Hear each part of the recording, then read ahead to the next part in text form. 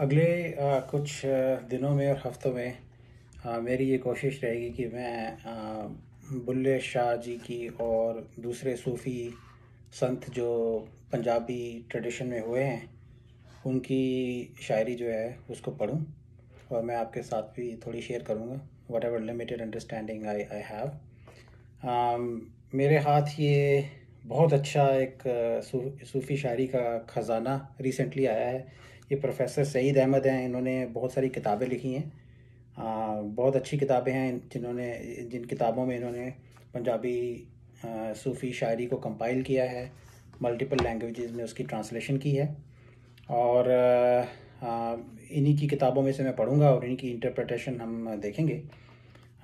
मैं इस वीडियो की डिस्क्रिप्शन में प्रोफेसर साहब के फेसबुक फोरम का लिंक भी डाल दूंगा, तो आप अगर उनसे डायरेक्टली सुनना चाहें, जो कि इट्स ऑलवेज बेटर राइट, तो आप उनको वहाँ फॉलो कर सकते हैं। एंड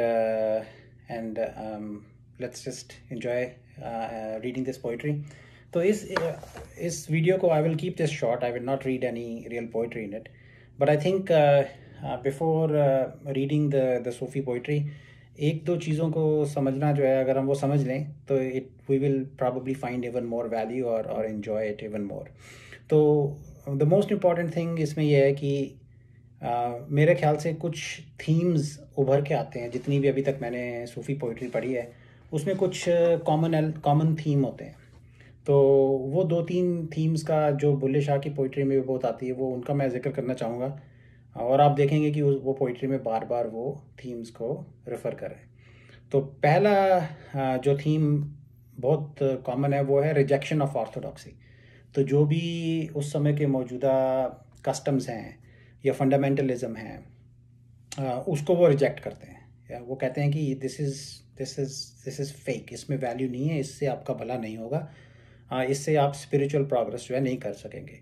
सो बिसाइड्स कस्टम जो भी आउटवर्डली वेल्थ है, प्राइड है, pride of not only of your wealth, pride of your learning also right, कि अगर आप बहुत पढ़ लिख गए हैं और आपको उसका गुरूर होने लग गया है, so that's a form of pride and वो उसको भी रिजेक्ट करते हैं।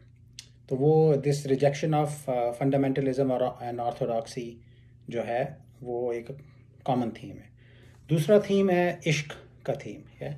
तो इन दिस केस उसको वो इश्क हकीकी का नाम देते हैं। इश्क हकीकी is the true divine love या। तो उसके अंदर वो जो ह्यूमन बीइंग्स का एक दूसरे की तरफ लव होता है उसके भी रेफरेंसेस यूज़ करते हैं। जैसे हीर रांझे का रेफरेंस बुल्ले शाह जी जो हैं वो बहुत यूज़ करते हैं, लेकिन उसका असली जो पर्पस है वो डिस्क्राइब करते हैं, that is divine love, love towards God and और sometimes love towards his own murshid और गुरु और स्पिरिचुअल मास्टर।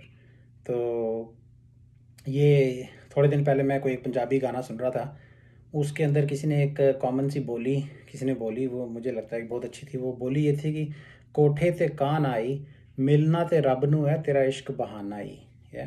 तो वो कह रहे हैं अपने आशिक को, उस शायर ने कहा है कि मैं तेरे से जो इश्क करता हूँ वो खुदा को या भगवान को या रब को मिलने का एक बहाना है। तो और तीसरा थीम जो मैंने काफ़ी ऑब्ज़र्व किया है वो है look inwards to versus outwards, कि जो बाहर आप ढूंढते हो, तीर्थ यात्रा पे जाते हो या पिलग्रिमेजेस पे जाते हो, किताबें पढ़ते हो, माथे टेकते हो, वो कहते हैं कि उसमें वैल्यू नहीं है। आपको to find God you have to look inwards. चौथा एक और थीम जो आता है वो है the omnipresence of God. तो जब उनको रियलाइजेशन हो जाती है स्पिरिचुअलिटी की, तो उनको डिवाइन प्रेजेंस जो है हर तरफ दिखती है। तो आप उसको अगर इश्क के थीम से कंबाइन करें तो वो जिस किसी से भी इश्क कर रहे हैं तो at the end of the day वो खुदा से या रब से ही इश्क कर रहे हैं। तो और इसके थोड़े थोड़े सब थीम्स भी हैं, but overall I think that these themes come across very frequently in Sufi shayari. तो और भी होंगे जिसको I probably missed, and as we read the shayari and whatever comes up we will talk about it, but in themes को हम ध्यान में रखें तो maybe we'll find more enjoyment out of the शायरी। तो अगले वीडियो में हम कोई एक काफ़ी उठाएंगे एंड उसको पढ़ने की कोशिश करेंगे। Thank you.